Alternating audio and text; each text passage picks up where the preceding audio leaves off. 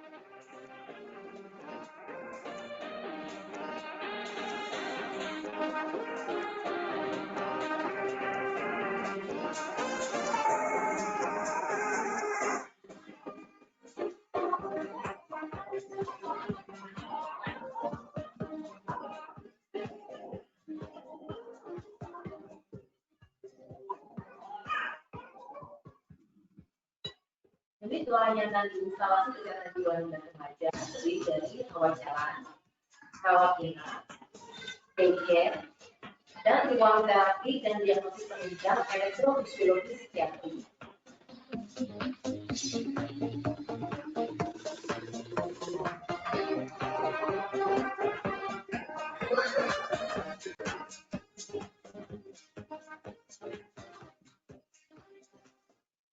Layanan instalasi kesehatan jiwa dan remaja di rawat jalan terdiri dari konsultasi psikiatri anak dan remaja, lalu konsultasi spesialis anak, konsultasi keperawatan, konsultasi pekerja sosial, dan layanan terapi-terapi antara lain terapi bicara, terapi fisio, dan kemudian terapi-terapi tambahan berbasis alat elektrofisiologi, unit elektrofisiologi untuk gangguan psikiatri anak dan remaja. Tolong.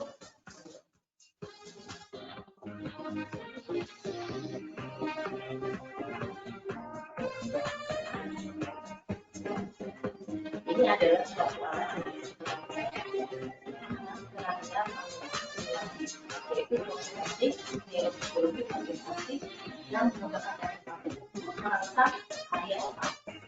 Otak yang merupakan organisasi dapat dicapai dengan perbedaan nilai tersebut melalui bulu kepala dan kemudian tulang tengkorak tanpa rasa sakit. TMS ini sudah digunakan lebih dari 20 tahun dan sudah banyak studi yang menganjurkan bahwa TMS ini sangat efektif dalam beberapa terapi untuk gangguan psikiatri, antara lain depresi mayor dan gangguan psikiatri lainnya, yaitu skizofrenia, ADHD, autisme, gangguan panik, gangguan bipolar, adiksi, obsesi kompulsif, atau sindrom Tourette.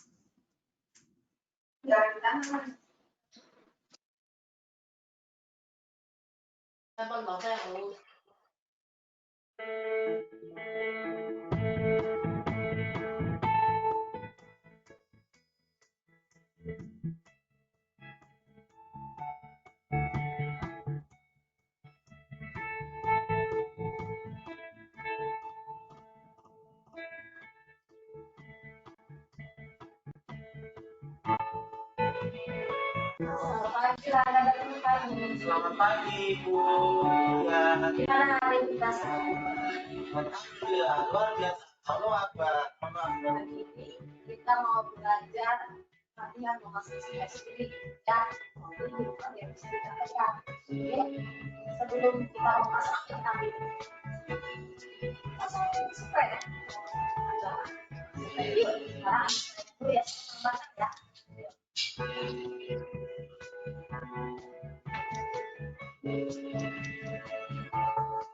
Satunya ya.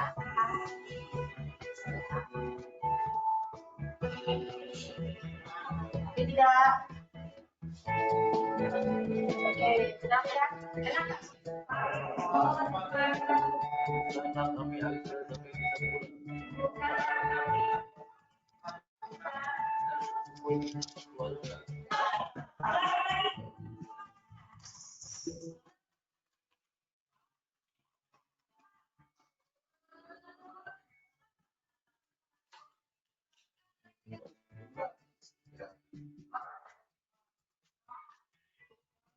Kita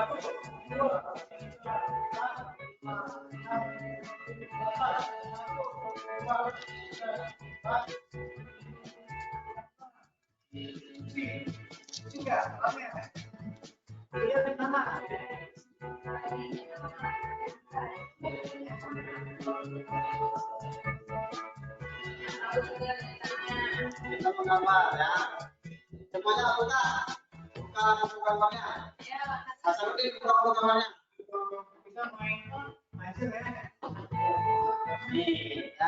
ya.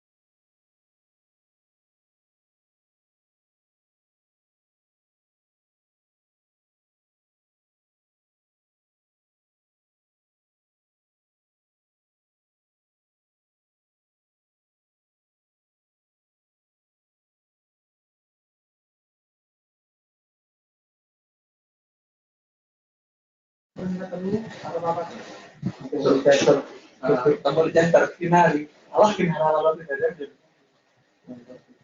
Kan yang terakhir bosan. Kan terakhir.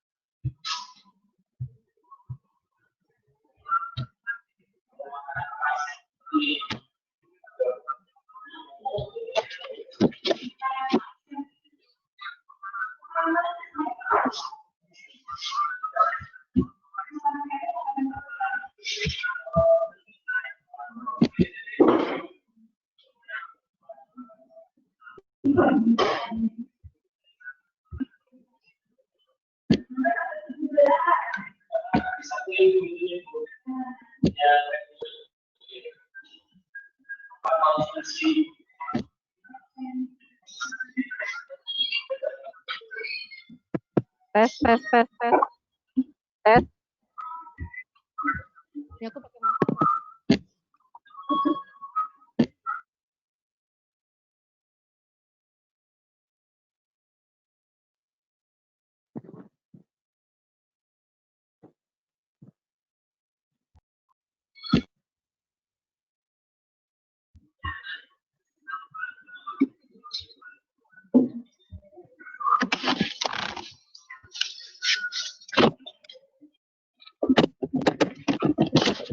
Tes. Nah, tes. Tes. Linda.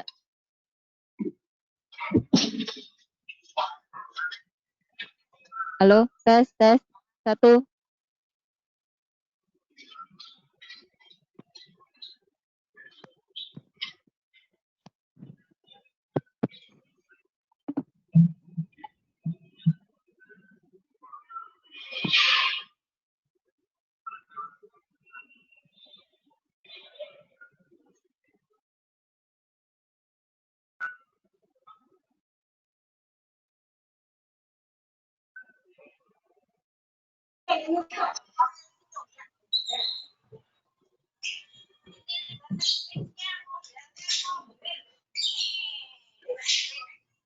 Tes.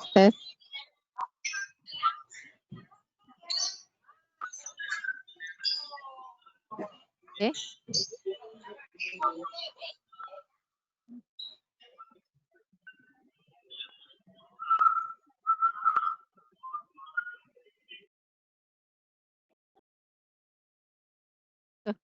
Oke. Bismillahirrahmanirrahim. Assalamualaikum warahmatullahi wabarakatuh. Waalaikumsalam warahmatullahi wabarakatuh. Jawab semua. Pada hari ini, pada siang ini, kami dari Instalasi Kesehatan Jiwa Anak dan Remaja Rumah Sakit Jiwa Dr. Soeharto Herjan mengadakan webinar yang pertama. Jadi webinar pertama ini, jadi webinar seri Instalasi Kesehatan Jiwa Anak dan Remaja. Ini akan menyelenggarakan webinar seri mengenai pelayanan kesehatan jiwa anak dan remaja di Rumah Sakit Jiwa Dr. Soeharto Herjan. Nah, kami pertama-tama adalah kami ucapkan terima kasih kepada para direktur, yaitu yang pertama Direktur Rumah Sakit Jiwa Dr. Soeharto Herjan, Dr. Mursid SPS Mars. Kemudian kami juga berterima kasih kepada Direktur Medik Keperawatan dan Penunjang, Dr. Desmiati SPKJ Mars, dan kemudian Dr. Agung Frianto SPKJ MHA. Ya. Nah, kami juga pada kesempatan ini mengucapkan selamat Hari Anak Nasional yang jatuh pada tanggal 23 Juli 2020. Nah, untuk menyambut Hari Anak Nasional, kami dari instalasi menyelenggarakan webinar ini. Nah, seri pada hari ini adalah mengenai bagaimana pelayanan instalasi kesehatan jiwa anak dan remaja Rumah Sakit Jiwa Dr. Suharto Herjan Jakarta untuk rawat jalan. Nah, berikutnya, seri-seri berikutnya adalah kami akan memaparkan mengenai pelayanan lainnya. Nah, baiklah. Mungkin sekilas saya akan sampaikan. Pertama-tama saya akan memperkenalkan diri. Saya adalah Dr. Suzy Yusna Dewi, SPKJ, konsultan anak dan remaja. Nah, saya menjabat sebagai Kepala Instalasi Kesehatan Jiwa Anak dan Remaja Rumah Sakit Jiwa Dr. Suharto Herjan. Nah, saya akan memaparkan sedikit tentang instalasi kesehatan jiwa anak dan remaja Rumah Sakit Jiwa Dr. Suharto Herjan. Nah, mungkin kita melihat sejarah ya. Nah, mungkin ini adalah profil instalasi kesehatan jiwa anak dan remaja. Jadi ini berdiri sejak 1 April 2010. Nah, kami bertekad untuk memberikan layanan khusus untuk kesehatan jiwa anak dan remaja. Nah, layanan kami berikut rawat jalan. Pada saat itu adalah rawat jalan dan rawat inap. Nah, umur yang dimasukkan dalam layanan kami adalah 0 sampai 19 tahun. Nah, sebelumnya unit instalasi kesehatan jiwa anak dan remaja dulu mungkin sekitar tahun 90-an sudah pernah berdiri ya di Rumah Sakit Jiwa Dr. Suharto Herjan. Tapi dikarenakan berbagai hal akhirnya unit anak ditutup. Nah, mungkin ditutup sekitar 10 tahun ya sejak masa moneter waktu itu ya. Kemudian 2010 kami bertekad untuk mendirikan kembali dengan sesuatu yang baru. Nah, ini sekilas profil dari instalasi kesehatan jiwa anak dan remaja. Nah, kemudian pada tahun 2019 tahun kemarin ya, kami mengembangkan layanan rawat daycare ya, rawat daycare yaitu rawat sebenarnya daycare ini masuknya adalah rawat jalan. Ya, jadi ini adalah kita melihat kebutuhan untuk kesehatan jiwa anak dan remaja memang cukup memprihatinkan. Jadi kita harus mempersiapkan berbagai hal tempat ya. Daycare ini sebenarnya untuk ibaratnya anak-anak yang selesai terapi kemudian dia mau dikemanakan lagi setelah dalam masa transisi menuju sekolah gitu. Dan selama masa pandemi ini kami juga membuka layanan telemedicine. Ya, jadi telemedicine itu berikut konsultasi psikiatri anak dan remaja, kemudian kami juga membuka teleedukasi untuk terapi ya, terapi okupasi dan terapi wicara. Oke. Nah, slide berikutnya. Nah, ini adalah pusat. Jadi kita lihat jadi pada tahun 2019 kami mengembangkan menjadi satu layanan sendiri tadi rawat jalan ya. Jadi rawat jalan kita pusatkan kepada pusat autism, ADHD dan kesulitan belajar. Kenapa kami bertekad mendirikan unit rawat jalan seperti itu dengan fokusnya pada autism, ADHD dan kesulitan belajar? Karena ini adalah berdasarkan angka kejadian yang 5 terbanyak di rumah sakit. Jadi instalasi kami yaitu yang pertama adalah ADHD, lalu yang kedua Global Developmental Delay atau retardasi mental, yang ketiga adalah autism, dan yang keempat adalah kesulitan belajar, dan kelima adalah skizofrenia. Nah, oleh karena itulah unit ini yang bertempat di lantai 3 gedung baru ya. Kita katakan ini gedung baru. Nah, gedungnya ini ada tepat di belakang profil saya. Ini adalah gedung baru. Nah, ini di lantai 3. Ya. Oke, baiklah. Nah, untuk sesi pertama akan disampaikan ya. Jadi sesi pertama ini kita ada 2 narasumber ya. Yang pertama adalah Ibu Yulinda. Jadi Yulinda Eskep. Beliau adalah Kepala Rawat Jalan Anak, Instalasi Kesehatan Jiwa Anak dan Remaja. Mungkin saya perkenalkan sedikit, jadi beliau adalah alumni dari Stikes Binawan, pada tahun 2018, jadi masih sangat muda ya beliau ini, tapi muda tapi bergairah. Muda tapi bergairah ya. Nah, berikutnya pembicara kedua adalah Ibu Ririn, okupasi terapis.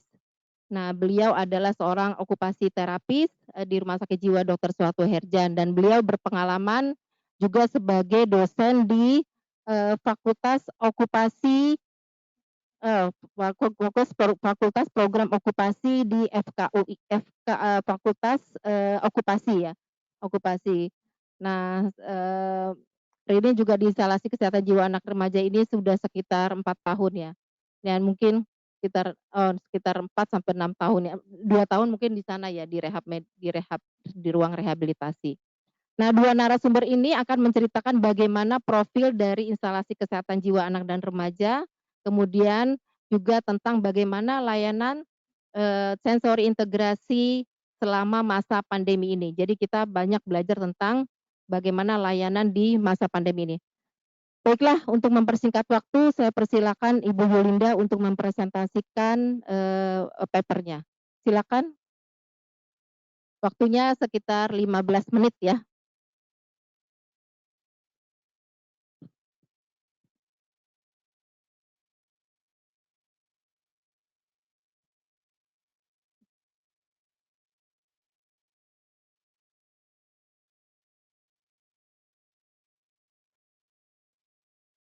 Baik, bismillahirrahmanirrahim. Assalamualaikum warahmatullahi wabarakatuh. Terima kasih kepada Dr. Susi Yusna Dewi selaku Kepala Instalasi Rawat Jalan Anak dan Remaja dan selaku moderator pada webinar kali ini. Baik, saya langsung saja materi yang akan saya sampaikan pada siang hari ini yaitu terkait layanan rawat jalan instalasi kesehatan jiwa anak dan remaja di Rumah Sakit Jiwa Dr. Suharto Herjan. Next. Nah, ini tentang profil instalasi kesehatan jiwa anak dan remaja. Tadi sudah disinggung sedikit oleh Dr. Susi bahwa layanan instalasi kesehatan jiwa anak dan remaja ini menjadi salah satu pelayanan unggulan yang ada di RSJ Suharto Herjan. Next. Oke, ini adalah SDM yang terlibat di dalam rawat jalan anak dan remaja. Kita terdiri dari 2 psikiater anak, yaitu Dr. Susi dan Dr. Isa. Dan 1 spesialis anak, Dr. Eni. Ada beberapa perawat dan 3 okupasi terapis dan 3 fisioterapis, dan terapi wicara ada 3 orang, serta ada pekerja sosial 1 dan admisi 1, serta ada beberapa yang lain. Oke, next. Nah, ini adalah menu layanan rawat jalan konsultasi psikiater anak. Ini dilakukan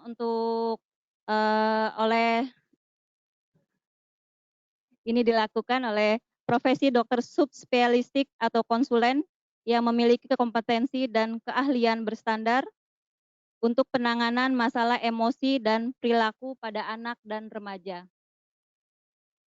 Oke, tadi sudah disebutkan kita juga ada 2 psikiater anak dan ada konsultasi spesialis anak juga, konsultasi keperawatan, dan ada klinik terapi okupasi di mana di sini untuk melatih anak melalui media. Aktivitas bertujuan untuk peningkatan kemandirian dalam aktivitas sehari-hari, bermain dan akademik.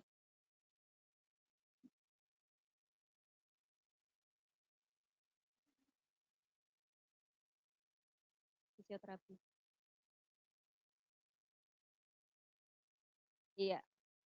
Ada juga klinik fisioterapi anak, di mana ini untuk melatih anak melalui kemampuan fisik, motorik, yang bertujuan untuk peningkatan kekuatan otot dan sendi sesuai level dengan perkembangannya. Klinik terapi wicara untuk melatih anak dengan gangguan bicara, kesulitan menelan yang bertujuan untuk kemampuan kemampuan berbicara dan berbahasa. Dan ini juga ada daycare anak. Daycare anak ini juga berusia pada usia 0 sampai 19 tahun yang dilakukan penanganan rehabilitasi berupa terapi belajar, keterampilan sosial, terapi kelompok yang datang melalui poliklinik. Ini adalah bagian dari rawat jalan anak juga. Oke, next. Nah, next. Pelayanan elektrofisiologi. Oke, neurofeedback. Kita ada neurofeedback. Neurofeedback ini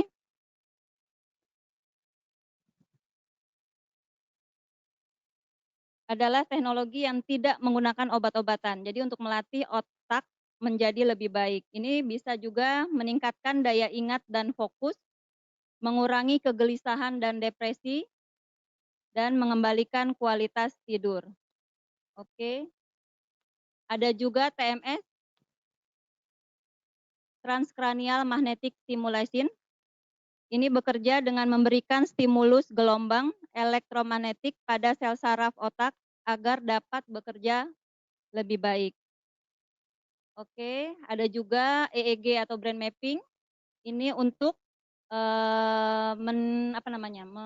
untuk mengetahui pemetakan adanya kejang atau epilepsi ya, Dok. ADHD. Oke. Dan ini ada juga screening pendengaran untuk menilai apakah ada gangguan dengan pendengarannya. Dan ada juga TOVA.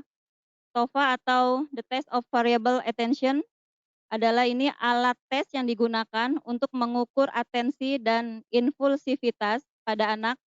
TOVA dapat membantu memberi gambaran klinis ADHD, gangguan hiperaktivitas dan pemusatan perhatian, dan gangguan atensi lainnya dalam memantau kemajuan terapi. Oke, next.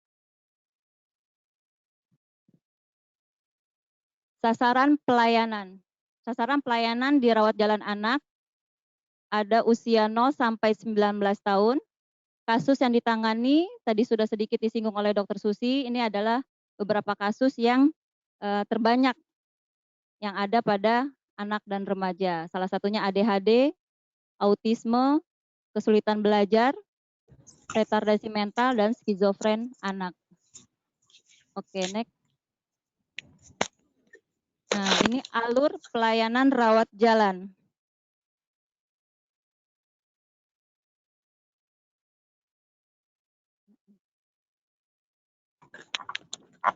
Alur pelayanan rawat jalan, pasien datang ambil nomor antrian dan menunggu panggilan. Di sini ada pasien terbagi pasien BPJS dan non BPJS. Ada juga pasien jaminan yang lain seperti UNCHR ya. Oke. Nah, kalau pasien non BPJS ada pasien baru dan pasien lama. Kalau pasien baru, pasien cukup membawa KTP atau kartu keluarga. Sedangkan kalau pasien lama, pasien cukup membawa kartu berobat. Pasien non BPJS datang ke loket pendaftaran. Setelah mendapat nomor, nanti langsung ke loket kasir. Sudah datang melakukan pembayaran di loket kasir, nanti langsung ke pelayanan poliklinik. Pelayanan poliklinik ini ada di lantai 3. Oke.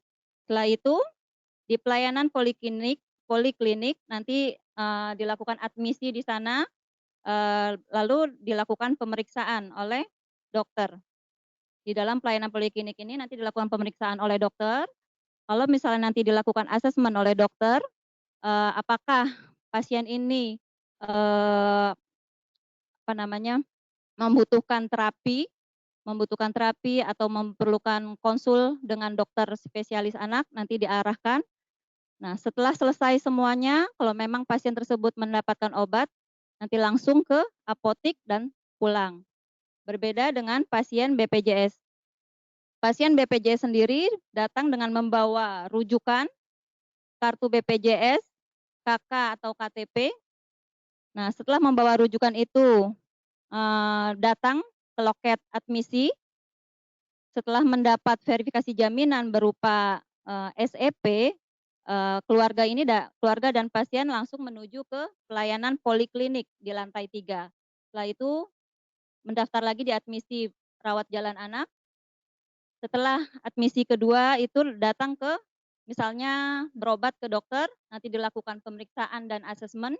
Setelah itu selesai dan langsung ke apotik. Nah, selesai dari dokter, apakah pasien ini diarahkan ke terapis dan ke spesialis anak. Nanti di situ di-asesmen lagi dengan para terapis. Setelah di-asesmen nanti dapat jadwal untuk terapi kemana. Misalnya terapi ke SI atau terapi ke wicara, gitu ya. Nah, setelah asesmen, pasien ini mendapatkan jadwal terapi, nanti di-reschedule jadwal ulang di hari lain. Setelah selesai di pelayanan poliklinik, biasanya langsung ke apotik dan mendapatkan obat, pasien pulang atau selesai. Oke, next. Nah, ini ada salah satu kegiatan konsul keperawatan dilakukan oleh keperawatan dan keluarga pasien terkait dengan masalah yang dihadapi. Next. Dan ini salah satu kegiatan di daycare anak, yaitu kegiatan seni mewarnai bersama di masa pandemi. Di masa pandemi ini petugas kami, tim kesehatan kami menggunakan APD berupa scrub oka, masker, dan face shield, ada juga sarung tangan. Oke. Terima kasih.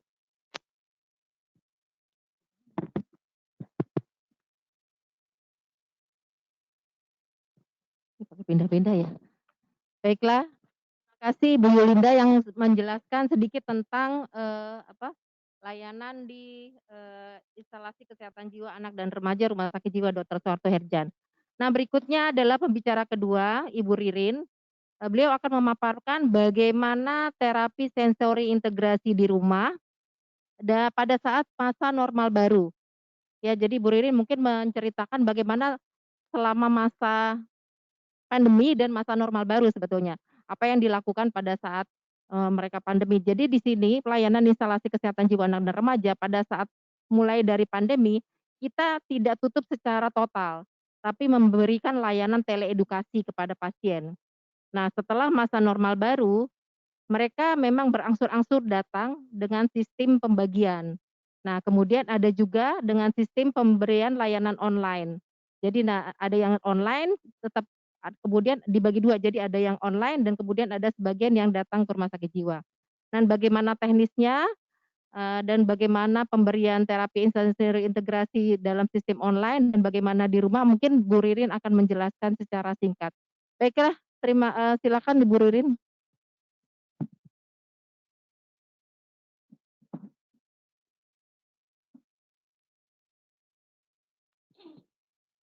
Terima kasih, Dr. Susi.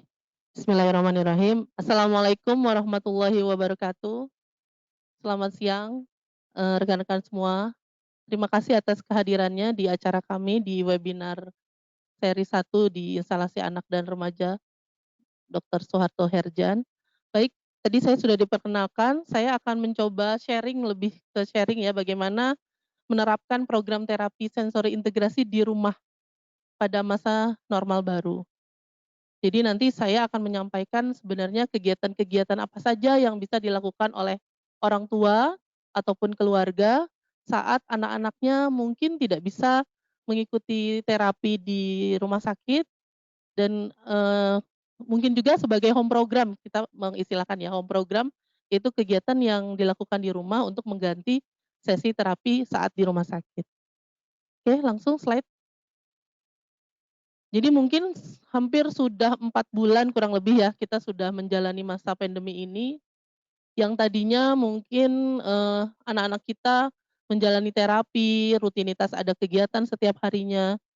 Selama masa pandemi mungkin saja ada, perubahan perilaku, apakah jadi anak mudah tantrum, apakah terjadi sensitif, berlebihan terhadap pendengarannya, jadi dia tidak suka suara kencang, atau dia jadi agresif, atau bahkan juga, pengaruh ke pola makannya, jadi makannya pilih-pilih, nggak suka, makan tertentu, jadi, gerakan tutup mulut ya, GTM, atau bahkan untuk anak-anak yang sudah berusia sekolah, ada masalah juga dengan, konsentrasi dalam belajarnya.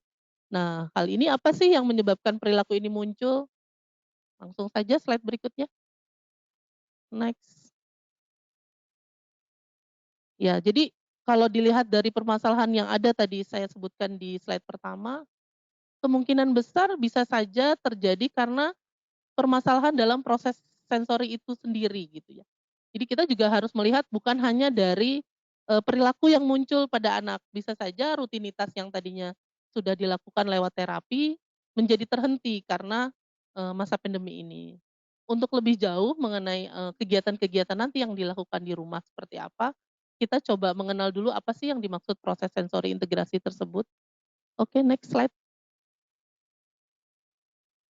Ya. Jadi kalau kita bicara tentang sensori, sebenarnya sensori itu adalah indera ya, panca indera. Kita kenalnya mungkin, panca indera ya namanya. Nah, panca indera itu sendiri adalah satu, alat atau penerima informasi dari luar, nanti akan dikumpulkan, diproses, dan diorganisasi dalam otak, sehingga nanti output yang keluar dalam, perilaku ataupun dalam aktivitas itu sesuai dengan kebutuhan. Jadi, bisa dikatakan, sensori integrasi atau pengolahan sensori adalah kemampuan individu untuk menerima, mengumpulkan, mendapatkan, memahami, dan seterusnya, sehingga informasi tersebut, digunakan untuk menghasilkan perilaku yang dibutuhkan. Oke, slide next. Tadi saya sudah sampaikan bahwa, sensori itu ada 5 panca indera, tapi sebenarnya komponen dari sensori itu sendiri ada 7 ya. Jadi 7 itu terdiri dari, eee, pembau ya, penghidu yang hidung kita kenalnya, penglihatan, perabaan, pengecapan, pendengaran. Nah, 2 alat sensori lain yang mungkin selama ini belum, umum didengar yaitu proprioception atau gerak berhubungan dengan movement, serta vestibular atau berhubungan dengan keseimbangan. Jadi totalnya semua sensor itu ada 7. Nah, 7 komponen itu akan bekerja bersinergi untuk menghasilkan perilaku atau aktivitas yang dibutuhkan oleh anak ataupun oleh individu. Oke, lanjut, next. Nah, jadi prosesnya seperti ini singkatnya. Jadi ada input yang masuk melalui organ sensori, lalu diproses. Tempat prosesnya itu di otak ya. Jadi kita sebenarnya, membantu kerja otak gitu ya dalam memproses informasi, lalu hasilnya yang kita lihat adalah perilaku yang sesuai, anak menjadi konsentrasi, kemampuan berbahasa juga menjadi, lebih tertata, akademiknya juga jadi lebih bisa diarahkan, dan yang lainnya. Di banyak aktivitas yang awalnya mungkin kita melihatnya kurang optimal, tapi setelah kita lakukan kegiatan sensori integrasi, anak-anak menjadi lebih terarah, seperti itu. Oke, slide selanjutnya. Apa sih sebenarnya fungsi sensori integrasi itu sendiri? Kenapa, sebenarnya di menu, terapi rawat jalan anak juga ada terapi sensori integrasi, karena di dalam terapi sensori integrasi itu ada poin-poin yang bisa membantu anak dalam mempelajari tentang lingkungannya. Contoh pendengaran, anak bisa mendengar ada suara orang memanggil dia atau dia mendengar sesuatu yang harus, dia respon. Anak bisa melihat objek. Anak bisa merasakan apa yang masuk ke dalam mulutnya dia, rasa makanan, dia bisa mengunyah dan seterusnya. Atau juga berhubungan dengan pembau, dia bisa mencium, dia bisa mengidentifikasi, benda atau sesuatu dari organ penciuman. Selain itu, selain fungsi untuk mempelajari tentang lingkungan, sensori integrasi juga berperan untuk mempelajari tentang tubuh mereka. Jadi misalkan, sentuhan. Sentuhan itu memberikan fungsi anak jadi aware atau peduli terhadap, sesuatu yang, terasa dalam kulitnya. Dicolek ya atau dipanggil, dia nengok, disentuh dia nengok, atau dia, apa namanya, dia bisa mengidentifikasi ada orang lain yang memeluk dan seterusnya. Atau fungsinya juga sebagai, monitoring system, jadi sistem pengawasan dalam tubuh.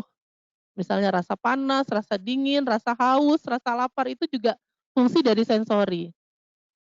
Selain itu vestibular juga membantu, vestibular dan proprioception atau gerakan, membantu seseorang anak dalam beraktivitas. Misalkan dia harus melakukan lompat gitu ya. Dalam lompat itu seperti apa yang harus dia persiapkan gerakannya? Apakah dia perlu mengeluarkan energi yang besar atau kakinya harus seperti apa? Nah, itu gunanya, vestibular dan proprioception. Oke, lanjut slide.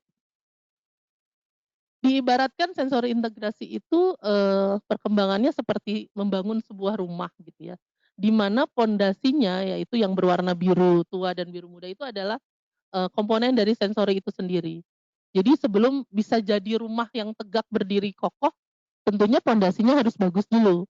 Kalau komponen sensorinya bisa bekerja dengan optimal, tentunya akan bisa membangun komponen yang lain seperti, eee eee, contoh temboknya. Temboknya itu bisa membantu anak dalam mengenal bagian tubuh, bisa mengoreksi posturnya, bisa menyadari menyadari aktivitas dengan dua sisi tubuh, perencanaan motorik seperti dia harus melakukan aktivitas dengan mata, tangan, dan seterusnya. Lanjut di atas lagi dia, di atapnya dia langsung bisa mengarahkan untuk aktivitas keterampilan dalam berkomunikasi dan berbahasa, atensi dan konsentrasi. Dan pada akhirnya di ujungnya atau di puncaknya, anak jadi mampu melakukan kemandirian dalam aktivitas keseharian, akademik, ataupun perilaku. Oke, lanjut lagi slide-nya. Nah, dalam hal ini yang paling penting di rumah itu bagaimana anak tetap mendapatkan pengalaman sensori dalam aktivitas sehari-hari. Kemungkinan besar mungkin dalam masa pandemi ini anak lebih terbatas dalam ruang lingkup, geraknya. Jadi anak lebih senang duduk atau nonton ya, atau bahkan main gadget. Nah, itu juga memungkinkan sekali pengalaman sensorinya menjadi berkurang. Di sini dalam, teorinya Dan tahun 2001 mengatakan bahwa pengalaman sensori itu, merupakan apa ya, yang harus diterima oleh anak dari mulai bayi.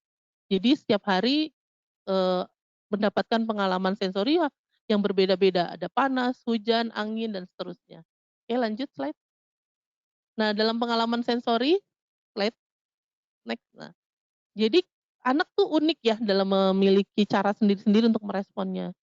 Pada saat mungkin saat kami sendiri sebagai terapis, mengasesmen anak atau mengidentifikasi anak, ada anak yang terlalu picky atau terlalu jijik terhadap, sentuhan. Jadi dia tidak nyaman ketika, memegang sesuatu dan ini berdampak lebih lanjut ke arah akademik, misalnya kesulitan dalam menulis atau kesulitan dalam mengancingkan baju dan lain sebagainya. Oke, slide berikutnya. Ini berbagai gambar-gambar yang menceritakan, seberapa jauh sih pengalaman sensor itu berdampak terhadap, istilahnya kemandirian gitu ya. Ini diibaratkan orang yang terbiasa berjalan atau hiking gitu ya, kalau dilihat dari sini naik gunung, mungkin punya kekuatan atau endurance tubuhnya juga semakin baik.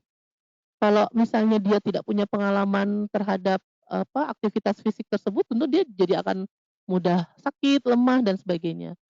Sama dengan anak, kalau dia tidak terbiasa bermain di luar, dia terbiasa hanya di dalam rumah, nonton gadget, bagaimana dia bisa mengeksplorasi lingkungan? Mungkin dia tidak nyaman memegang sesuatu gitu ya. Jadi dia jadi akan menjadi anak-anak yang pemilih, gampang gampang takut, tidak percaya diri, dan lain-lain. Oke, slide. Nah, ini, gambar zaman saya sih ya, mungkin nggak tahu kalau zaman rekan-rekan. Kalau zaman dulu heeh, zaman Dokter Susi juga, kita merasakan bagaimana, apa ya, tantangannya, uniknya bermain enggrang, bermain, permainan-permainan tradisional yang mungkin ini nanti akan jadi sesi berikutnya, Dok. Nanti ada Pak Bima, langsung dipromosiin di sini ya, yang akan menyampaikan materi tentang permainan-permainan. Jadi heeh, sebenarnya mungkin kalau zaman dulu nggak kenal sensori, tapi kenalnya main gitu. Nah, sebenarnya dalam permainan itulah sebenarnya input sensori semua bekerja.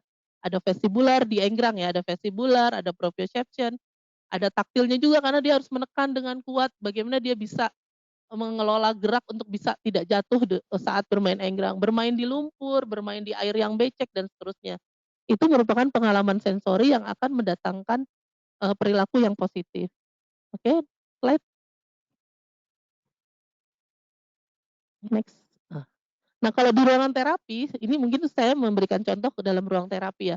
Kalau ruang terapi sensori memang sudah kita modifikasi sedemikian rupa media terapinya yang sesuai dengan kebutuhan anak. Jadi kalau ada ayunan itu ya di atas itu dengan menggunakan kain yang agak lentur sehingga anak bisa merasakan tubuhnya itu seperti apa saat diayun. Atau berjalan di atas beanbag itu ya yang sebelah kanan. Jadi anak untuk bisa vestibularnya dengan baik dia harus berjalan dengan media yang tidak beraturan. Atau bermain di atas bola gym tuh yang warna merah itu ya. Jadi dia membantu stabilitas untuk shoulder-nya, bahunya, tangannya juga semakin kuat karena dia harus menapakkan kedua tangannya di lantai supaya badannya tetap tegak. Atau yang terakhir ini bermain dengan monkey bar kita bilangnya. Jadi dia harus naik dengan tangga yang hanya berdasarkan tali dan semacam kayu gitu ya. Jadi agak bergelantungan. Itu membutuhkan kekuatan otot yang besar ya untuk bisa melakukan aktivitas tersebut. Semuanya itu memang harus kita berikan supaya anak merasakan dan yang menjadi pengalamannya adalah aktivitas itu. Oke, slide. 2 slide. Jadi dari hal tersebut mungkin bisa kita langsung identifikasi bahwa yang berhubungan dengan pengalaman sensori itu bisa ada aktivitas motorik kasar ya, berjalan, berlari, melompat, jongkok, berjinjit dan sebagainya. Tapi mungkin dalam ruang lingkup aktivitas yang bertujuan gitu ya. Jadi nggak cuma lompat-lompat doang, nggak cuma jongkok doang, tapi memang ada aktivitas yang dituju. Ada aktivitas motorik halus tadi ya, memegang, menggenggam, menjepit, menarik, melipat dan seterusnya yang nanti diarahkan menjadi satu aktivitas yang bermakna buat anak. Ada juga aktivitas dengan sentuhan yang berhubungan dengan suhu, panas, dingin, atau yang berhubungan dengan tekstur, kasar, halus, tebal, tipis, dan lain-lain. Jadi anak sekarang tadi juga baru ada klien tuh yang terakhir dok langsung curhat ya. Dia tidak mau memegang bukan hanya karena masalah dia tidak bisa pegang, tapi ternyata sensitivitas perabaannya itu sangat tinggi. Jadi dia belum nyaman untuk disuruh neken atau disuruh pencet gitu ya. Jadi dia masih maunya nggak pegang apa-apa. Nah itu terkait juga dengan pengalaman sensorinya ya. Tentunya mungkin di rumah kurang banyak aktivitas yang dilakukan. Atau aktivitas dengan keseimbangan tadi ya, dengan bermain mungkin kayak titian atau bermain ayunan dan seterusnya. Yang berhubungan dengan perbedaan posisi tubuh. Slide berikutnya. Ada juga aktivitas dengan mendengar, misalnya bernyanyi ya, kalau anak bisa bernyanyi tapi dia nggak bisa, nada suaranya nggak sesuai dengan lagu yang diminta atau bermain musik itu juga, bagus untuk bisa mendengarkan notasinya gitu atau simpelnya mengikuti perintah gitu ya. Anak ini paham terhadap instruksi tapi dia tidak patuh, nah jadi dia cuek seperti itu, padahal dia mendengar gitu. Atau aktivitas dengan melihat, mengambil barang, mengidentifikasi warna dan seterusnya, banyak sekali ya. Nah juga aktivitas dengan pembau, kaitannya dengan makanan, minuman, dan lain-lain. Juga pengecapan ya, jadi aktivitas dengan variasi makanan, kayaknya itu saya hobinya. Lanjut, jadi dari pengalaman-pengalaman tersebut, slide berikutnya, kita lebih menitik beratkan 3 komponen sensori utamanya dulu, perabaan, gerak, dan keseimbangan. Jadi berikan tantangan sesuai dengan kebutuhan anaknya. Jadi nggak terlalu mudah banget dan juga tidak terlalu sulit. Jadi harus ada grading namanya. Dan harus menyenangkan ya, namanya bermain, beraktivitas itu harus menyenangkan. Slide berikutnya, ini beberapa contoh aktivitas yang bisa dilakukan di rumah, bisa memasak, ya membuat kue ya.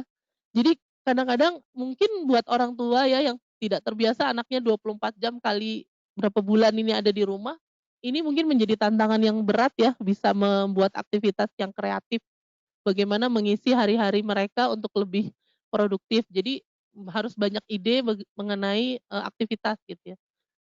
Ini salah satunya memasak, bermain pasir, atau aktivitas mandi itu sendiri bisa jadi sesuatu yang bisa dijadikan latihan ya. Mandi itu anak ada yang cuma senang main airnya doang, ada yang nggak mau sabunan, ada yang lain-lain.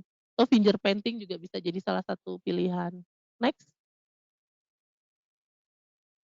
Atau juga bisa melakukan bermain sepeda dengan pola yang zigzag, membereskan mainan, menyapu. Ini sering saya jadikan home program buat klien-klien saya yang usianya di atas 8 tahun.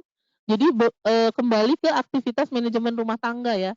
Jadi jangan jangan hanya kita tidak perlu aktivitas atau media yang mahal gitu, harus beli puzzle atau harus beli pegboard atau beli bola yang besar seperti tadi dicontohkan, tapi kita bisa menggunakan alat-alat yang ada di rumah. Jadi sebenarnya tujuannya adalah pengalaman sensori lagi, seperti itu. Oke, next. Nah, jadi tujuannya tadi semuanya sudah mengarahkan mengenai bagaimana dia mengatur energi dan fokus.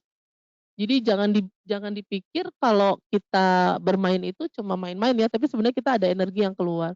Terus meningkatkan, body scan. Body scan itu dia bisa mengatur atau menggunakan bagian-bagian tubuhnya untuk beraktivitas.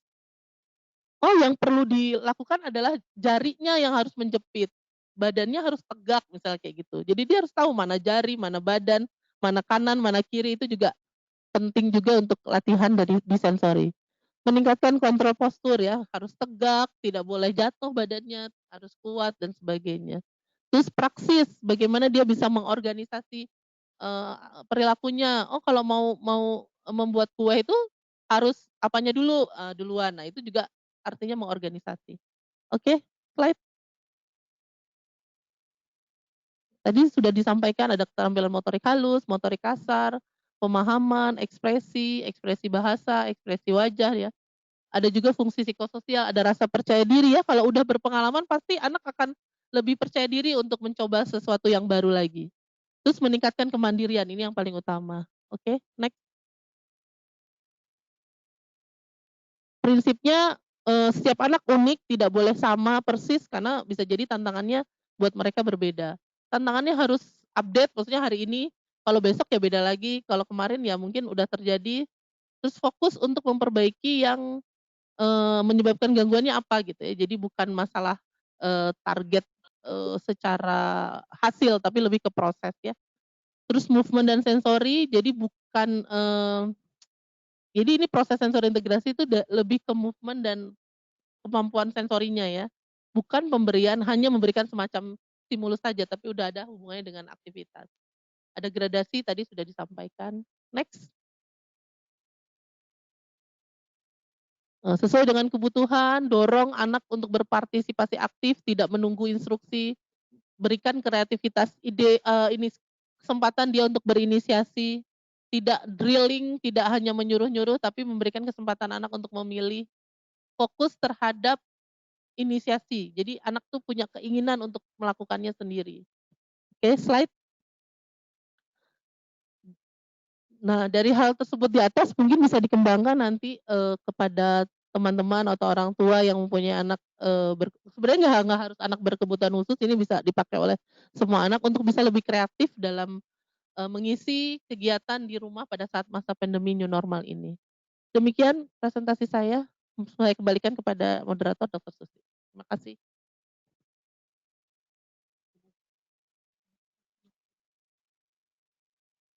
Oke. Yang adik-adik. Oke, terima kasih Ibu Ririn yang telah mempresentasikan kita baru ngeh ya, sebenarnya sensor integrasi kalau dilihat zaman dahulu nggak ada sensor integrasi, tapi kita dulu main becek-becekan ya kan, main hujan-hujanan ya, main enggrang, lompat tali, main teklek, ya nggak Bu Ririn? Nah, tapi eee,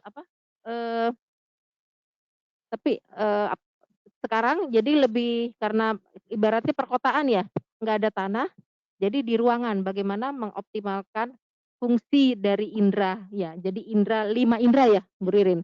5 indera ditambah dengan 2 ya, 2 indera lagi yaitu vestibular dan proprioseptik. Nah, ini sebenarnya paparan yang menarik supaya, para pendengar semua, bisa memahami sebenarnya fungsi dari macam-macam terapi itu adalah untuk melatih koordinasi ya kan, koordinasi dari sensoris itu dan bagaimana aplikasinya. Jadi sebenarnya bisa dilakukan juga di rumah. Nah, mungkin para pendengar semua silakan kalau ingin bertanya silakan pada dua pembicara. Nggak kebaca ya? Ada yang bertanya nggak? Oh, chatnya. Oh ya, silakan kalau ada yang bisa menulis atau bisa langsung aja. Langsung aja.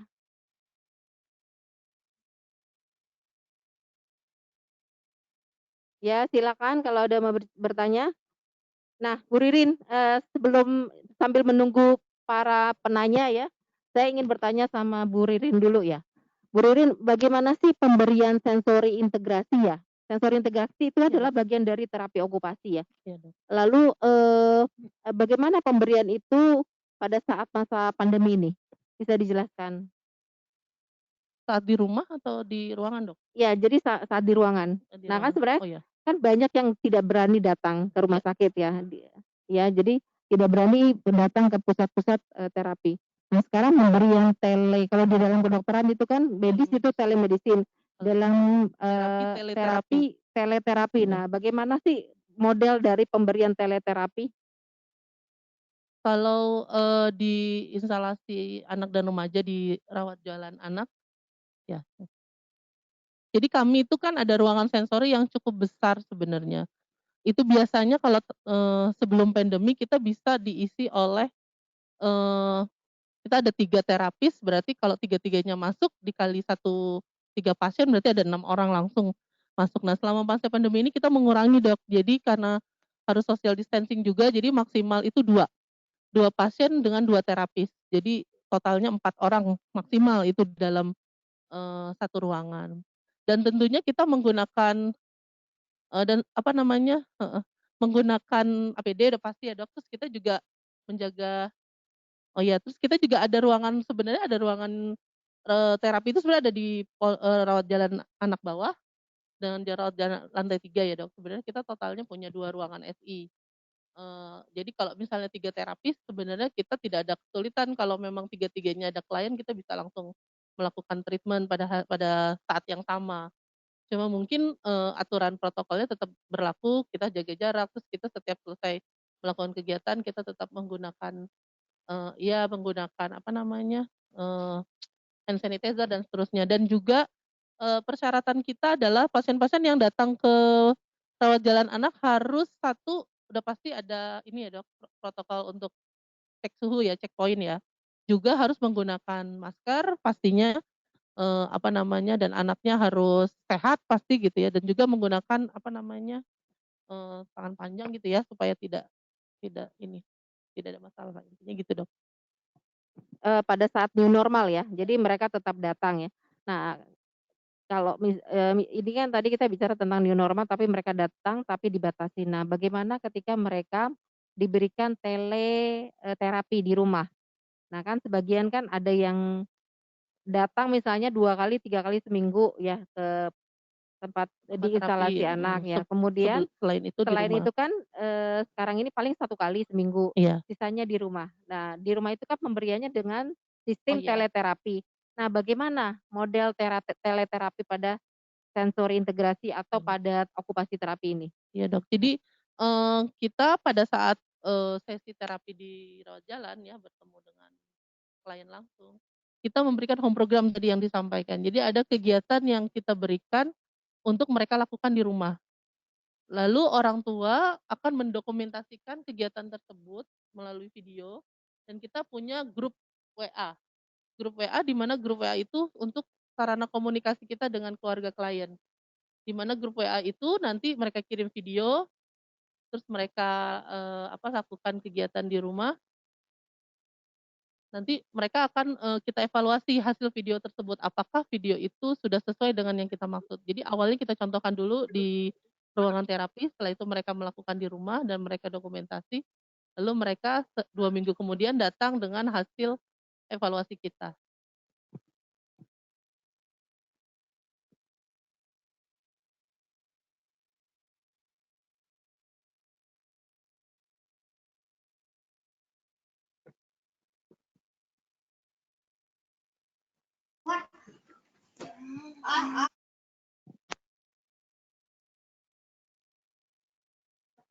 Itu masih dalam pemberian teleterapi ya.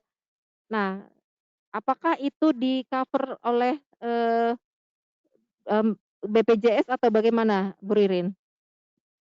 Kalau untuk saat ini kan itu sifatnya, home program ya, Dok. Jadi itu memang free. Jadi terapinya yang datang yang membayar, tapi pada saat mereka melakukan, kegiatan di rumah mereka free.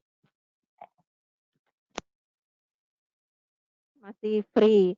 Jadi karena teleterapi itu belum di-cover oleh BPJS ya. Nah, sekarang bisa nggak, sistem pemberian sensori pemberian terapi okupasi ini, di-cover? Bu Linda mungkin ya? Belum ada ya? Di-cover oleh BPJS atau misalnya mereka membayar. Ada nggak aturan dalam profesi? Heeh. Mungkin heeh. Oke, baik Dok, terima kasih. Kalau sensori integrasi tersendiri itu sudah tercover oleh BPJS karena itu kan ikut kalau misalnya pasien tersebut sudah konsultasi dengan dokter dan mendapatkan asesmen, artinya sudah mendapat rujukan untuk terapi sensori integrasi, itu sudah sepaket ya, disebut dalam satu paket dengan konsultasi dokter. Seperti itu kira-kira.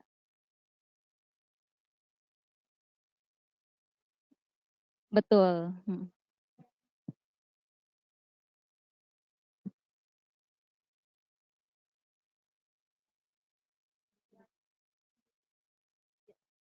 Bisa sekali Dok. Iya, Ya, jadi bisa mendaftar. Jadi kalau teleterapi bisa dilakukan ya non BPJS ya. bisa. Jadi nanti para terapis di instalasi kesehatan jiwa anak remaja bisa memberikan sifatnya adalah edukasi dalam bentuk video-video dan kemudian tutorial ya. Betul. Oke, ini ada chat dari dari peserta Ibu Erita Oktasari. Izin bertanya Bu Ririn, saya punya sahabat yang anaknya berusia 1,7 tahun laki-laki. Belum bisa jalan dan susah untuk fokus diajak bicara. Hal apa saja yang saya lakukan untuk membantu menstimulasi perkembangan? 1,7 tahun. Ya, 19 bulan. Jalan belum bisa. Ya, berarti kan ada gangguan perkembangan ya. Tapi juga susah fokus untuk diajak bicara. Nah, berarti atensinya juga bermasalah, bicaranya juga bermasalah, ya kan belum ada bicara kalau dilihat. Nah, gimana nih, apa yang saya bisa lakukan untuk menstimulasi perkembangan? Sebenarnya kalau ini ya, mungkin kalau untuk di kami, untuk anak-anak seperti ini biasanya dilakukan asesmen dulu oleh DPJP. DPJP di instalasi kesehatan jiwa anak dan remaja adalah psikiater anak dan remaja. Jadi kamu lakukan asesmen, kemudian mendiagnosis. Nah, setelah dilakukan diagnosis, kita biasanya merujuk. Kira-kira mendapatkan terapi apa, ya kan? Kalau kita lihat ini adalah gangguan dalam bicara, gangguan dalam fisik, biasanya kita melakukan rujukan. Nah, rujukan itu ke para terapis. Nah, terapis kemudian melakukan asesmen kembali, ya kan? Kira-kira permasalahan apa yang didapat. Nah, baru berikutnya tunggu panggilan untuk dilakukan terapi. Ya. Tapi misalnya terapis melihat bahwa sepertinya ini bukan bukan areanya, maka bisa saja mereka melakukan rujuk balik ya, ibaratnya ke dokter dan kemudian dokter merujuk kembali ke terapis yang lain. Nah, mungkin Bu ini bisa menjelaskan. Mungkin menambahkan dokter tadi, jadi memang kita semua sumber rujukan adalah dari dokter, DPJP yaitu dokter psikiater anak dan remaja. Kalau melihat dari usianya yang 19 bulan, tadi sudah kemungkinan ya kita belum bisa lihat, pastinya dari usianya 19 bulan belum bisa berjalan otomatis ada gangguan, perkembangan yang harusnya berjalan itu di umur 14 sampai 16 bulan gitu ya, Dok. Berarti udah ada kemunduran sebanyak sekitar 3 bulan dari yang harusnya maksimalnya 16 bulan. Nah, tentunya kalau memang dilihat nanti hasil asesmen dokter ada kelemahan fisik gitu ya, Dok, ada kelemahan motorik, kita timnya insya Allah terpadu. Jadi ada visio, ada okupasi, ada terapi bicara. Kalau memang perlu ada kegiatan yang berhubungan dengan kemandirian, ada daycare, atau mungkin perlu dengan elektrofisiologi. Jadi semuanya lengkap. Jadi kalau memang pembukanya adalah terapi tumbuh kembangnya, yaitu mungkin fisioterapi dulu yang masuk ya dok ya. Setelah itu mungkin baru dilihat lagi perkembangan apa yang harus dicapai seumur dia. Misalnya kalau 19 bulan masih seperti anak umur 12 bulan atau umur 10 bulan ya belum bisa berjalan, berarti mungkin fisioterapi dulu yang masuk. Baru nanti kalau memang sudah mulai ada aktivitas motoriknya yang membaik, kita bisa ke TW atau ke SI ya dok ya untuk melatih apakah ada masalah emosional atau masalah perilaku, baru diarahkan untuk ke SI dan ke TW. Terima kasih loh Bu Erita udah nanya di sini.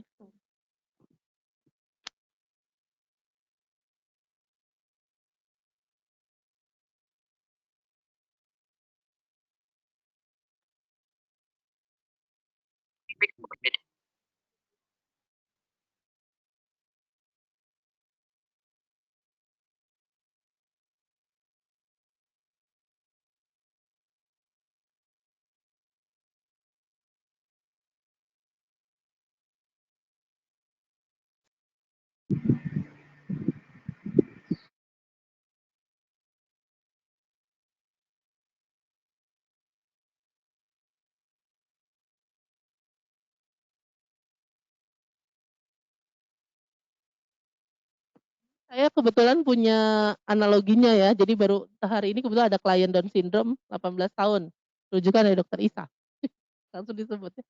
Kalau untuk umur remaja memang sebenarnya aktivitas sensorinya tidak lagi berupa permainan sebenarnya ya Bu ya, mungkin Bu Dewi kita arahkan lebih ke aktivitas keseharian di rumah yang berhubungan dengan kemandirian. Kalau memang tidak ada masalah dengan motorik halus, postur tubuhnya bagus gitu ya, sebaiknya yang pertama adalah latihan yang berhubungan dengan self care, perawatan diri, bagaimana dia bisa mandi sendiri, mandi, makan, berpakaian, toileting. Nah, itu juga menjadi satu perhatian. Yang paling menyenangkan mungkin untuk aktivitas bermainnya lebih ke arah yang menghasilkan kali ya, Bu. Jadi misalnya dia memasak. Ini laki-laki apa perempuan ya? Tadi disebutkan ya, Dok? Kalau mungkin kalau perempuan mungkin yang nggak harus sebenarnya sih gender nggak jadi soal ya, tapi mungkin kalau ada ketertarikan biasanya ada bakat atau minatnya ke arah mana itu bisa dikembangkan. Bisa mungkin ke area memasak atau mungkin itu ada ya, terus apalagi berhubungan dengan mungkin leisure-nya bisa ke arah misalnya berkebun atau dia senang dengan aktivitas, apa ya, sekarang senang anak-anak tuh dandan ya, maksudnya Iya. grooming kan sekarang tutorialnya di YouTube tuh banyak. Pokoknya intinya mereka produktif lah, tidak gadget ya Dok ya, tidak hanya Ya, berdiam. Dokter mungkin ya. nambahin? Ya, jadi 17 tahun sebenarnya sudah masuk usia produktif ya. Kalau sebenarnya harusnya kita lakukan asesmen dulu ya, keterbatasannya sampai di mana. Walaupun keterbatasan itu juga menjadi, eee, ap tantangan bagi kita untuk melakukan intervensi untuk memperbaiki, tapi kita jangan lupa untuk melihat, apa, eee positifnya. Jadi harus melihat, apa sih, nilai tambahnya, nilai bukan keterbatasan, apa sih namanya, sesuatu yang minatnya ibaratnya gitu, itu juga harus harus perhatikan. Itulah yang nanti menjadi leisure, ya kan? Ya leisure itu yang nanti, menjadi kata kata kunci yang akhirnya mengurangi keterbatasan mereka, Betul. ya kan ini udah usia 17 tahun. Nah itu harus selektif. Jadi, perlu diketahui bahwa, terapi okupasi itu bukan hanya melatih anak usia 0 sampai 10 tahun, Betul ya Dok. tapi dia juga jadi para terapis ini adalah melatih psikososial, ya kan? Betul betul Dok. Bagaimana mereka bisa produktif dan namanya terapis okupasi. Ya, Terapis passion. occupation itu adalah terapi kerja. Jadi bukan terapi okupasi motorik halus gitu kan. Betul. Nah sekarang banyak perbedaan, jadi banyak salah persepsi, salah dalam membuat, intervensi. Jadi dibilangnya kalau, sensori integrasi itu adalah sendiri, okupasi itu sendiri, padahal sensori integrasi itu adalah bagian dari terapi okupasi. Ya, intinya Solusinya banyak. adalah intinya Mandiri. adalah suatu kerja, ya Kerja. activity, Iya. ya daily activity. Intinya adalah gitu kan, kalau Betul tadi betul. Bu Ririn menjelaskan tentang soal rumah ya kan, Iya. bahwa pondasi yang paling bawah itu adalah sensori, Sensori, betul Dok. 7 sensori itu. Nanti lama-lama dia baru bisa membentuk suatu occupation ya dan daily activity. Jadi jangan salah ya, jangan salah persepsi lagi ya. Oke, mungkin ada pertanyaan lagi. Nah, sambil menunggu pertanyaan silakan Bapak Ibu para peserta kita lihat video ya, video dulu tentang instalasi kesehatan jiwa anak dan remaja di ruang rawat jalan. Silakan host.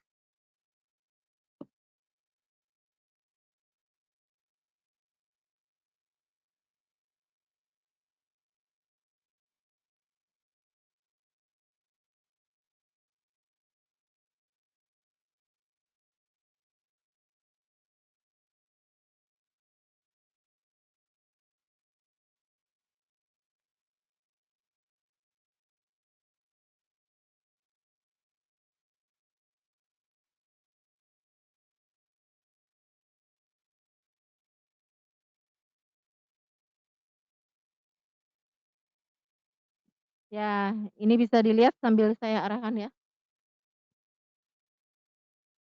Ya, jadi ini adalah di depan rawat jalan anak ya. Nah, ini adalah bagaimana pintu masuk ya untuk pendaftaran. Biasanya ada di ruang gedung baru ya, gedung baru yang lantainya ada 4 lantai ya. Jadi di lantai 1 itu ruang pendaftaran. Nah, biasanya jadi ini saya menggambarkan seperti ini bahwa sangat mudah ya. Jadi untuk melakukan terapi ya, terapi di instalasi kesehatan jiwa anak remaja itu sangat mudah. Jadi tidak perlu lama-lama, tidak perlu muter-muter, gedungnya cuma itu. Nah, ini menunggu sesuai antrian, jadi menunggu di ruang instalasi, jadi lantai 3 ini. Nah, kemudian langsung dipanggil. Nah, biasanya menunggu antriannya, tapi tidak terlalu lama biasanya.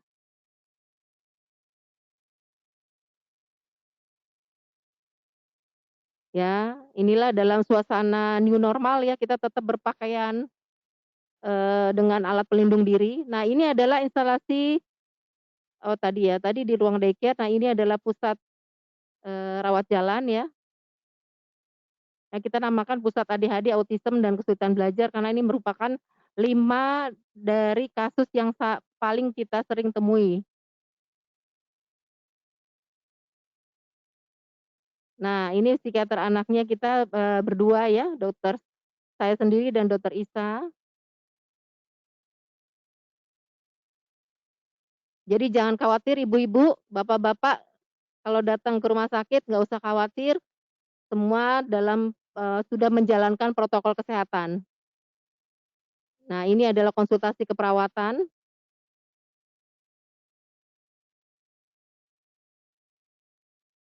Kedengeran nggak? Nah, ini adalah terapi wicara.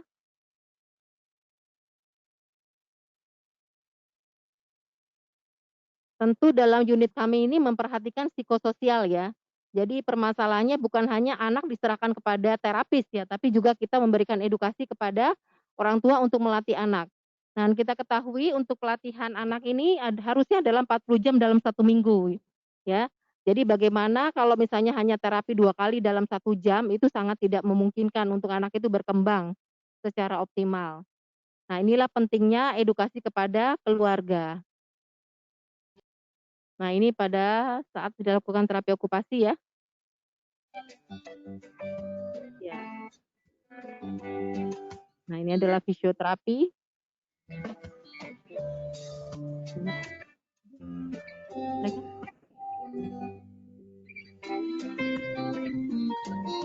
Nah, ini adalah ruang elektrofisiologi. Ini tata laksana dengan menggunakan TMS ya. Neurofeedback ya, ini neurofeedback. Ini terapi rekreasi adalah bagian dari unit dari daycare. Selamat Oke. Sudah? Oke, kira-kira gambaran dari unit kami adalah seperti itu. Kira-kira ada pertanyaan lagi?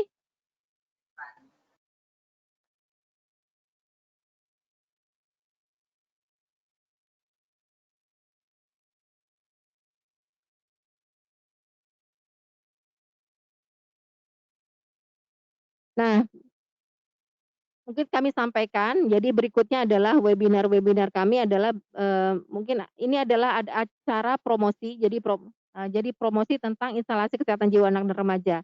Jadi, upaya ini adalah memberikan edukasi kepada masyarakat ya bahwa, rumah sakit jiwa itu adalah bukan suatu stigma. Jadi silakan datang ke rumah sakit jiwa apalagi untuk anak dan remaja, eee, karena, permasalahan anak dan remaja itu cukup kompleks, cukup banyak yang sekarang ini kita alami ya, antara lain adalah gangguan-gangguan belajar ya, kemudian juga internet addiction misalnya, ya kan, kemudian, kecanduan-kecanduan, apa, kecanduan media sosial dan banyak hal lagi ya yang terjadi seperti anak dengan gangguan perilaku. Nah, itu saya pikir itu adalah masalah-masalah serius yang harus ditangani secara segera mungkin ya, untuk mengurangi, penurunan kualitas pada anak dan remaja dan mereka adalah masa depan dari bangsa Indonesia, mereka adalah masa depan kita semua. Jadi silakan datang dan jangan, lagi merasa bahwa rumah sakit jiwa adalah suatu stigma. Dan berikutnya ada, kita akan memaparkan lagi bagaimana instalasi, rawat inap, ya rawat inap di unit kesehatan jiwa anak dan remaja dan kemudian unit daycare. Nah, daycare seperti apa? Daycare kita bukan hanya untuk anak-anak di bawah 5 tahun, tapi juga di atas jadi sampai umur 19 tahun. Nah, oke,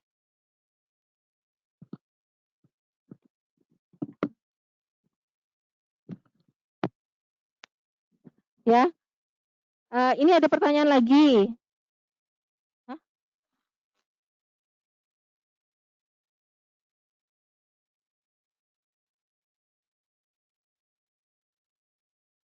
Tes tes.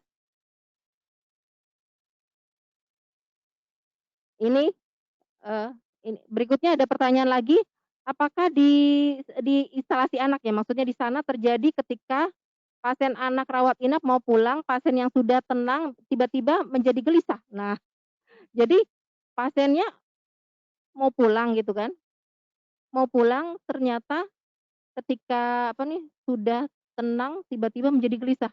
Mungkin kayak gitu ya? Ini mungkin rawat inap ya? Ini mestinya ditanyakan nanti pada saat, sesi berikutnya ya. Jadi bagaimana tata laksana pasien ketika dirawat inap. Ya jadi mungkin saya jawab aja ya. Yang jelas kalau sudah siap pulang, dia nggak mungkin gelisah lagi. Kalau gelisah lagi, kalau gelisah lagi berarti belum saatnya pulang. Nah itu. Jadi kita pakai alat ukur namanya PANS ya. Jadi PANS itu untuk mengukur apakah anak ini memang ada penurunan ya. Jadi maksudnya sudah menurun dalam perilakunya, perilaku mengganggunya. Nah kalau sudah menurun baru sudah ada skor tertentu baru bisa pulang. Ya begitu ya? Ya, jadi jangan khawatir Bu ya. Oke, saya rasa waktu sudah menunjukkan 14.13 ya, sudah tidak ada lagi yang bertanya ya? Ya, berikutnya 2 minggu lagi, kita mendengar paparan tentang, instalasi rawat inap dan kemudian ada materi-materi lain ya, tentang apa ya?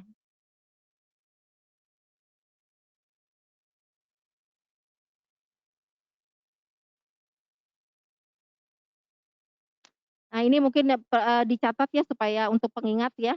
Jadi berikutnya tanggal berapa ya? Sesi berapa nih? Nah, kita dari instalasi kesehatan jiwa anak remaja akan mengadakan webinar seri yang berturut-turut ya. Berikutnya adalah tentang mana ya?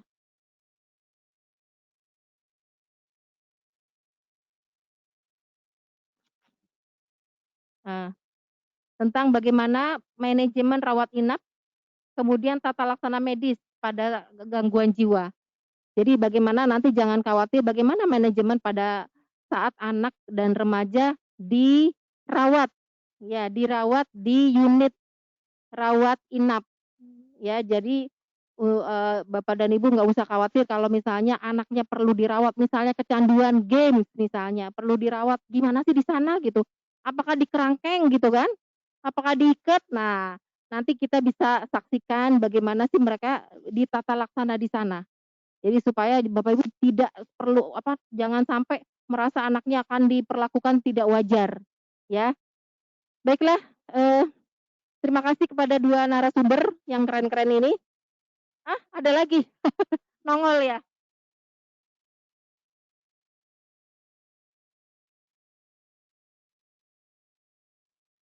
ini ya saya jawab ya.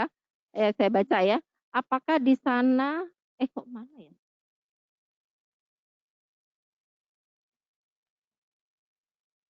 Apa?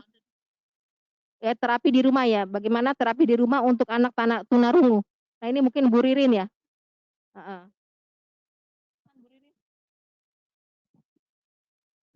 Ya, terima kasih atas pertanyaannya. Mungkin ini terakhir ya, pertanyaan terakhir. Untuk anak tunarungu sebenarnya nggak ada bedanya dengan anak-anak berkebutuhan khusus lainnya. Artinya tadi kalau sudah disampaikan kita punya 7 komponen sensori, mungkin salah satu komponen sensorinya mengalami hambatan atau gangguan, kita masih tetap bisa melibatkan 6 komponen yang lainnya. Artinya dia bisa menggunakan visualnya, dia masih bisa menggunakan geraknya dan sebagainya.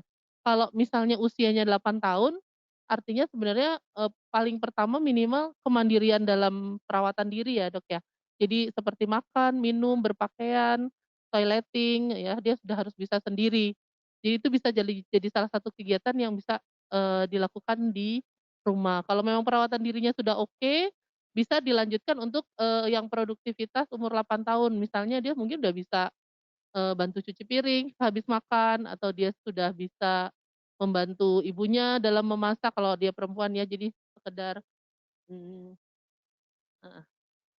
heeh, misalnya sekedar dia membantu untuk mengambilkan sesuatu, walaupun mungkin dengan mel mendominasi aktivitas yang menggunakan fungsi penglihatannya, kalau memang fungsi pendengarannya mengalami hambatan.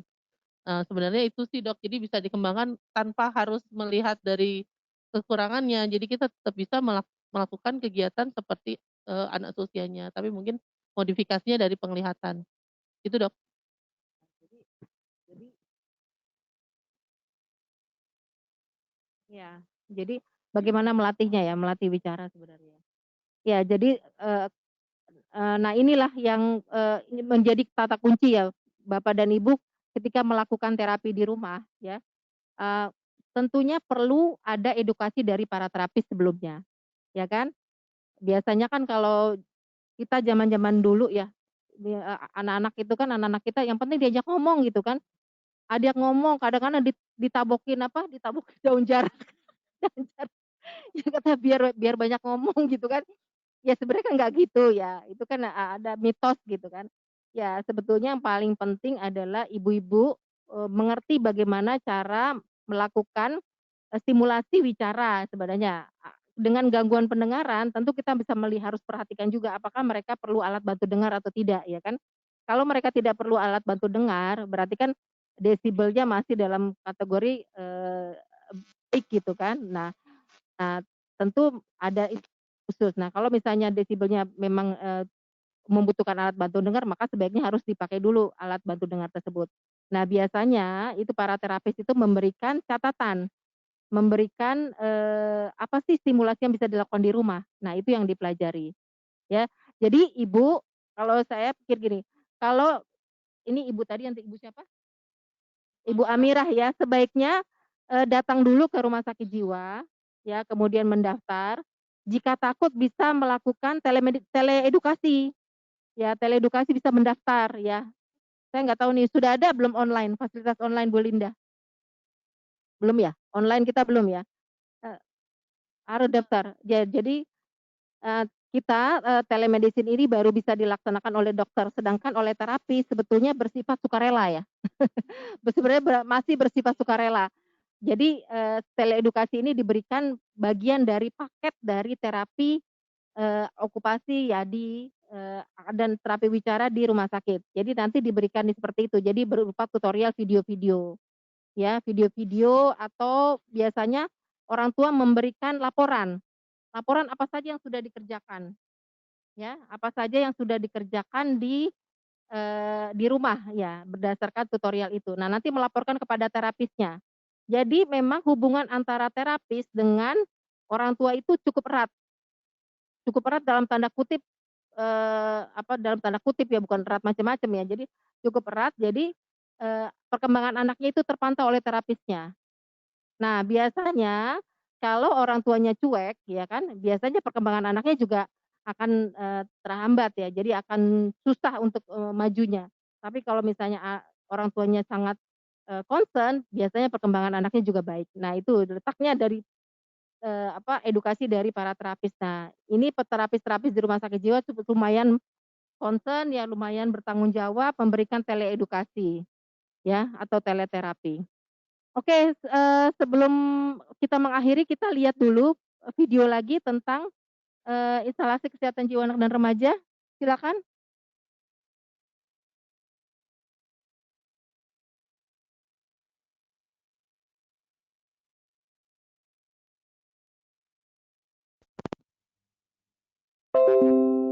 Nah, ini adalah bagian dari terapi rekreasi yang diberikan pada unit daycare. Aduh, nggak kedengeran ya. Nah, ini mereka kelihatan senang ya. Dan ini sebetulnya kerjasama dari instalasi dengan para orang tua. Jadi kita bukan hanya komite sekolah, kita ada komite rumah sakit di sini.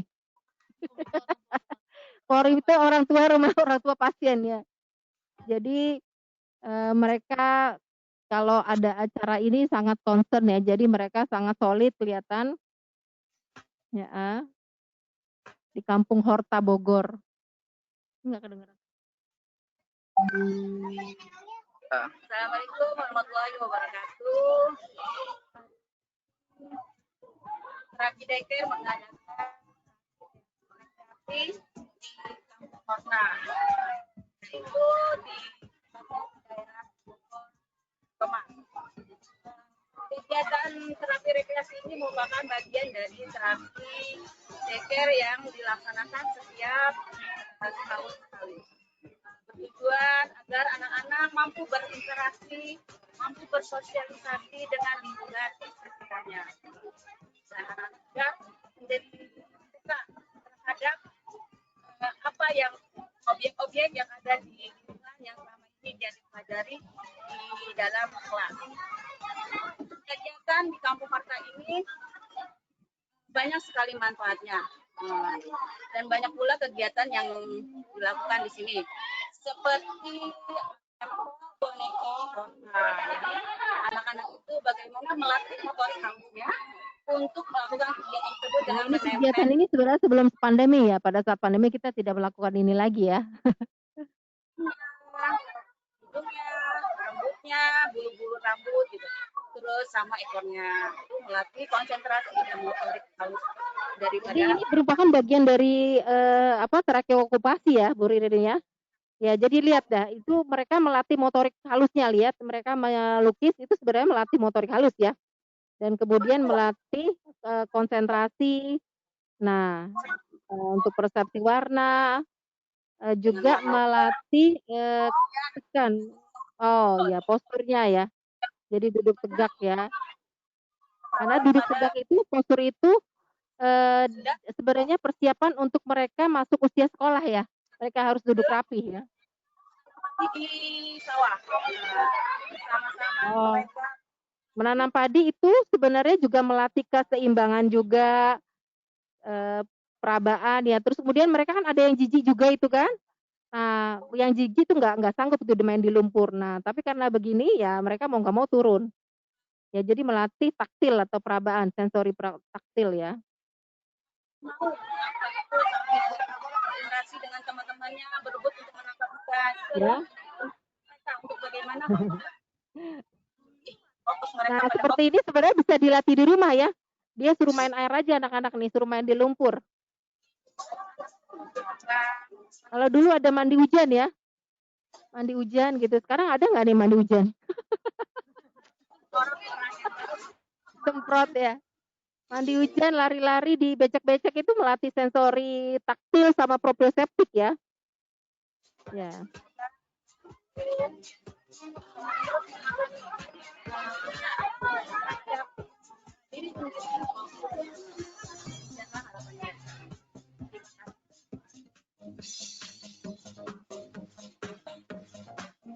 Ya, jadi dengan begini Bapak dan Ibu juga mulai memahami mungkin ya. Jadi terapi sensori integrasi yang hanya dilakukan di tempat-tempat terapi 2 sampai 3 kali seminggu, mungkin hanya 1 jam, itu sebenarnya tidak bermanfaat ketika tidak dilakukan di rumah. Nah, di rumah bagaimana? Kan nggak mungkin tuh menyediakan alat-alat sensori integrasi yang cukup mahal ya misalnya. Alat-alat okupasi yang cukup mahal. Ternyata lingkungan kita bisa merubah itu, ya kan? Bisa sebagai sarana untuk melatih sensori profil mereka. Ya, Bro Rin. Nah, jadi jangan khawatir. Nah, sebenarnya intinya adalah pembimbingan dari orang tua, ya. Jadi kalau orang tua sibuk,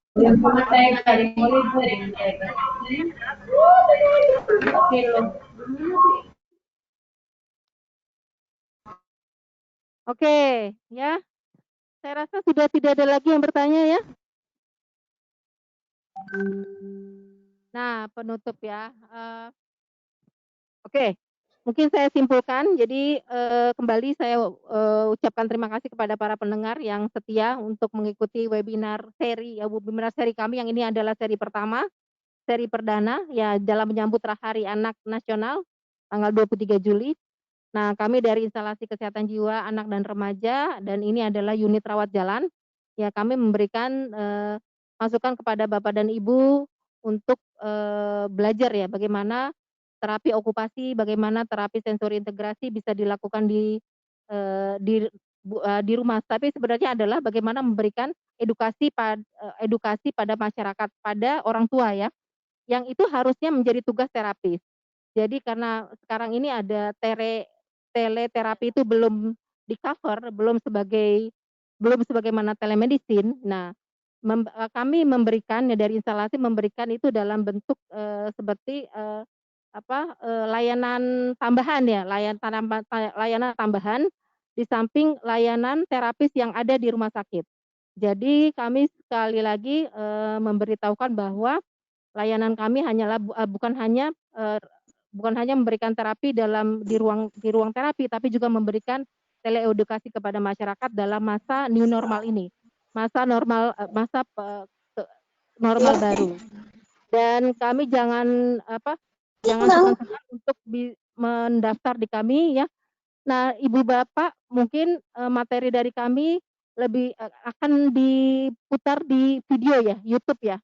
YouTube bisa disaksikan kembali bagaimana profil dari Instalasi Kesehatan Jiwa Anak dan Remaja dan bagaimana layanan ini dilakukan di unit Rumah Sakit Jiwa Dr. Suharto Harjan.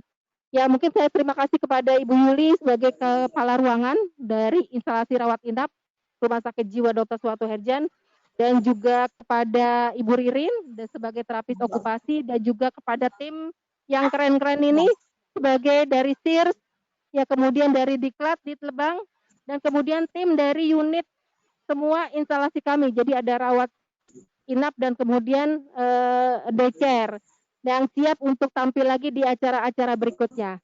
Akhirul kalam, saya ucapkan terima kasih. Wassalamualaikum warahmatullahi wabarakatuh. Sampai ketemu 2 minggu ke depan.